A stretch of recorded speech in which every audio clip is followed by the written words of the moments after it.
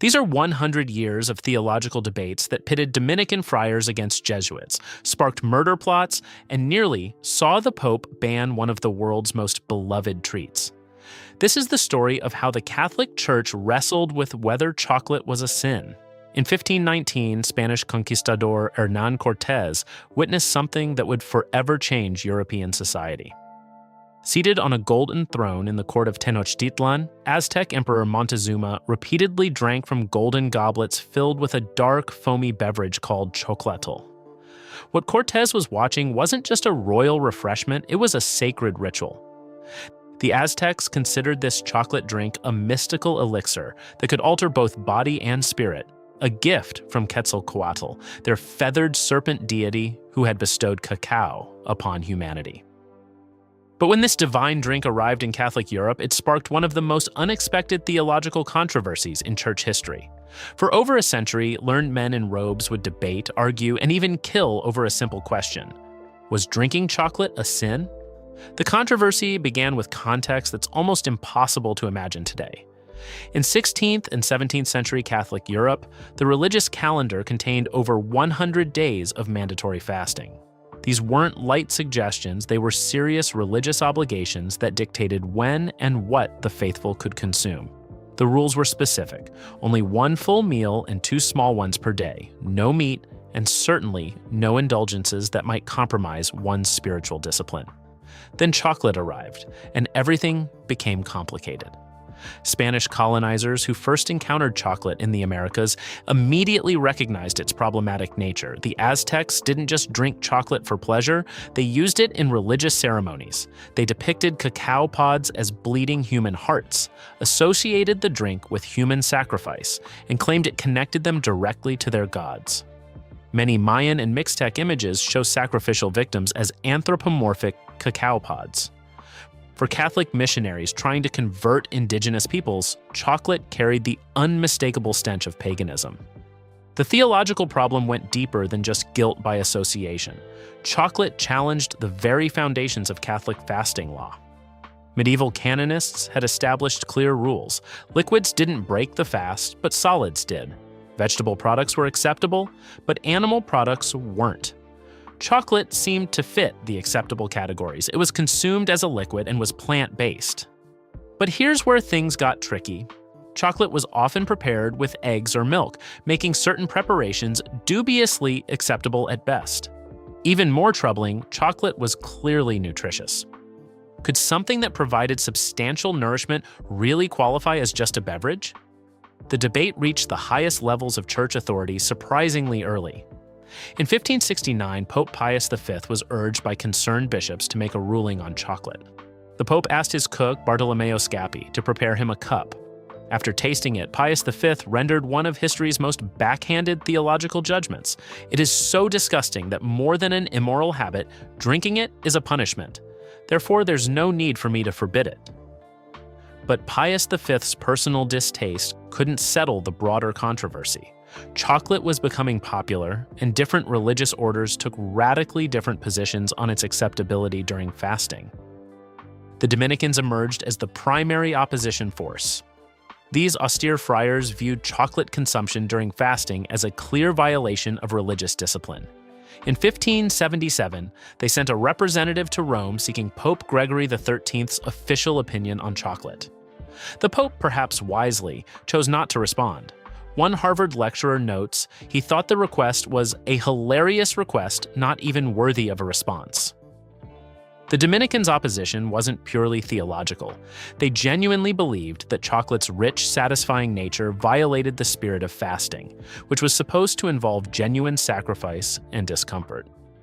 Dominican friar Thomas Gage, traveling in Mexico, witnessed upper-class Spanish women carrying silver flasks of hot chocolate into cathedrals and sipping it during Mass. He was appalled, writing that these ladies drank their chocolate with great irritation for the officiating priests. On the opposite side stood the Jesuits, who became chocolate's most vigorous defenders. The Jesuits argued that since chocolate was consumed as a liquid, it fell clearly within acceptable fasting parameters. Their position was theologically sound, but it wasn't purely academic. The Jesuits had developed substantial commercial interests in chocolate. They controlled much of the cacao trade from South America. Between 1743 and 1745, Jesuits accounted for 80% of all cocoa beans exported from the Amazonian region. In 1572, they opened what became known as the Chocolate Emporium in Novalara, Italy, which remained in business until 1773. The Jesuits' financial interests occasionally caused embarrassing scandals. On one notorious occasion, a ship from South America arrived in Cadiz with large boxes addressed to the Jesuit Procurator General. The contents were labeled as chocolate, but dockers found them impossibly heavy. When customs officers investigated, they discovered gold bars coated with chocolate. The Jesuits were apparently using chocolate shipments to smuggle precious metals. The theological arguments grew increasingly sophisticated as the controversy deepened. In 1611, Augustinian theologian Agustin Antolines wrote in favor of chocolate as an acceptable fast day refreshment. In 1636, Spanish colonial historian Antonio de Leon Pinelo dedicated an entire book to the question titled, "Whether Chocolate Breaks Ecclesiastical Fast, a Moral Question." In 1645, Tomás Hurtado of the Clerics Regular Minor wrote Chocolate and Tobacco, the Ecclesiastical and Natural Fast, further defending chocolate consumption. These weren't abstract academic exercises. Real people were making real decisions about their spiritual lives based on these debates. A 1683 letter reveals that Franciscan friars were drinking chocolate even on fast days. In 1692, Carmelite friars in Madrid formally requested Pope Innocent XII for a dispensation to drink chocolate inside their convent walls. The Pope denied their request, but the most dramatic consequence of the chocolate controversy unfolded in Chiapas, Mexico, in the mid-1600s. The local bishop, Bishop Bernardino de Salazar, deeply concerned about chocolate's impact on fasting discipline, banned its consumption during church services. Upper-class Spanish women in the congregation were outraged. They argued that chocolate was a medical necessity for their weak stomachs and prevented them from fainting during long masses. When the bishop refused to relent, they began circumventing the ban by attending masses in outlying parishes and convents. The confrontation escalated dangerously. According to multiple historical accounts, the women of Chiapas decided to take direct action against their uncompromising bishop. They sent Bishop Bernardino de Salazar poisoned chocolate laced with deadly toxins. The bishop died from the poisoned drink, creating the first recorded death by chocolate and giving birth to the proverb, "Beware the chocolate of Chiapa." Thomas Gage, the Dominican friar who had witnessed the chocolate-drinking women in church, fled Chiapas after the bishop's murder. The incident demonstrated just how seriously people took the chocolate controversy, seriously enough to commit murder over it. Meanwhile, the theological debate continued to rage. Italian Cardinal Francesco Maria Brancaccio offered a different perspective entirely, arguing that fasting is not divine law, but ecclesiastical law, and thus subject to change. This represented a fundamental shift in thinking. Rather than debating whether chocolate fit existing rules, perhaps the rules themselves needed reconsideration.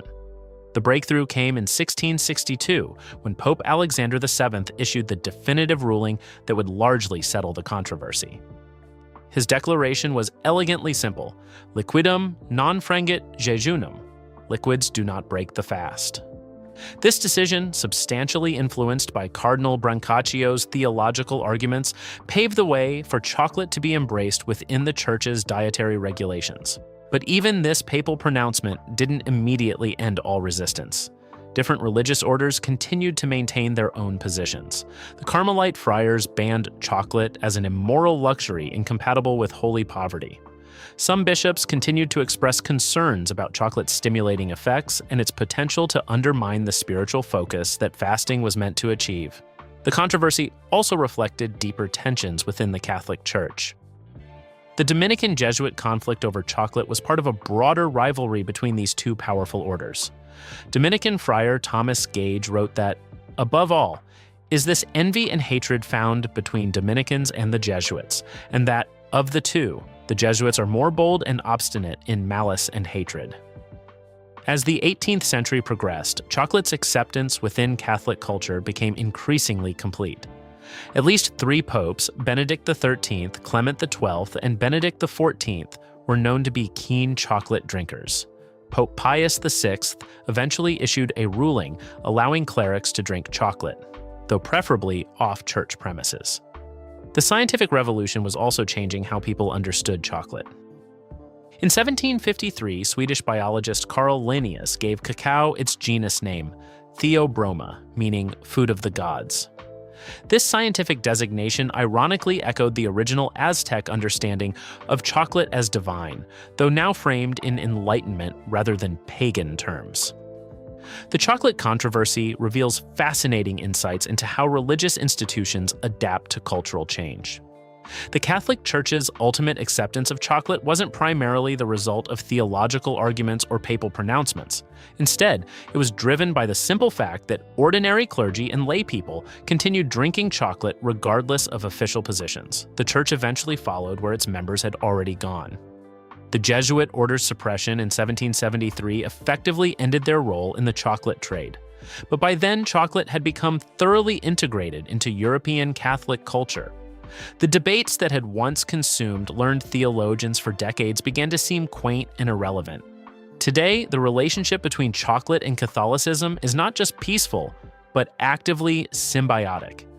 Easter has become one of the peak seasons for chocolate sales, with $823 million in chocolate purchased in the week before Easter in 2015 alone. Many Christians now give up chocolate for Lent, not because the church requires it, but as a personal spiritual discipline.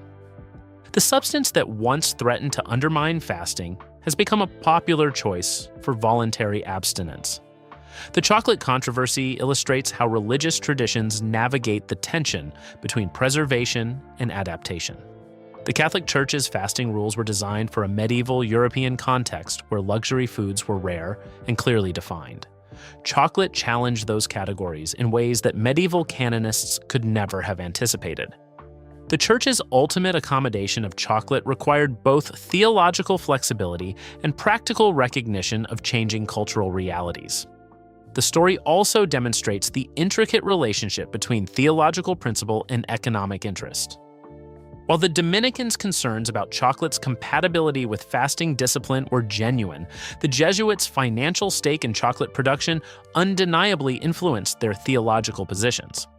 The controversy shows how even supposedly pure doctrinal debates can be shaped by very material considerations. Perhaps most significantly, the chocolate controversy reveals how cultural practices often evolve faster than institutional responses. By the time the Church officially resolved the chocolate question in 1662, chocolate drinking had already become deeply embedded in Catholic European culture. The theological debates that had seemed so urgent decades earlier had been effectively settled by popular practice. The 100-year chocolate controversy stands as one of history's most delicious theological disputes. It transformed a sacred Aztec beverage into a Catholic-approved treat, sparked international incidents, caused at least one murder, and engaged some of Europe's greatest theological minds in debates over the spiritual implications of cocoa consumption. From Montezuma's golden goblets to modern Easter baskets, chocolate's journey through Catholic culture reflects the Church's broader struggle to maintain spiritual discipline while accommodating human desire for pleasure and comfort. The fact that we can now enjoy chocolate without worrying about our eternal salvation might seem like a trivial victory, but it represents something profound about how religious traditions learn, adapt, and ultimately thrive by finding ways to embrace rather than resist the world's sweetest temptations. The next time you bite into a piece of chocolate, remember that you're participating in a pleasure that once required papal approval, sparked theological treatises, and even inspired murder. In the end, the Church's acceptance of chocolate proves that sometimes the most profound religious questions have the most deliciously simple answers.